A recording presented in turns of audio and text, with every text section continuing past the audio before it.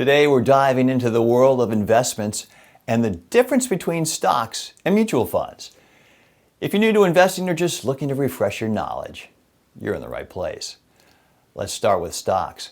So, what exactly is a stock? Well, think of it as owning a piece or a share of a company. When you buy a stock, you become a shareholder in that company. You actually own a piece of the company. When the company does well, its stock price usually goes up, and you may even get some dividends, which are a portion of the company's profits distributed to the shareholders. But remember, if the company doesn't do so well, your stock's value could go down. All right, so let's talk about the advantages and risks of investing in stocks.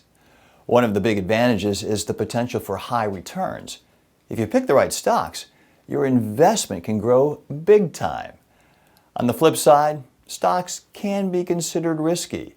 They can be affected by market volatility, economic conditions, and company performance. So it's crucial to do your research and diversify your investments to spread the risk. All right, let's address mutual funds.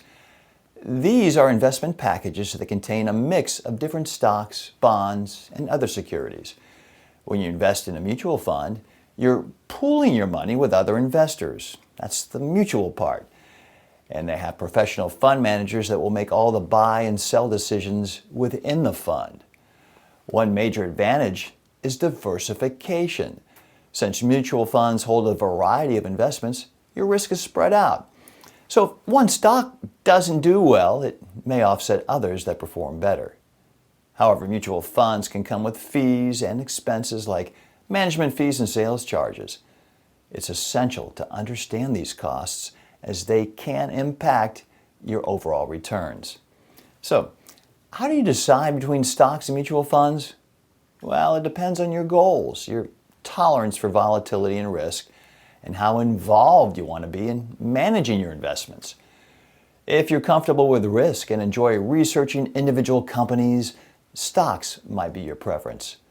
On the other hand, if you want a more diversified, hands-off approach, mutual funds could be a better fit. So, to sum it up, stocks represent ownership in individual companies, offering the potential for high returns, but also higher risks. Mutual funds, on the other hand, are diversified investment packages managed by professionals providing diversification, but they will come with fees.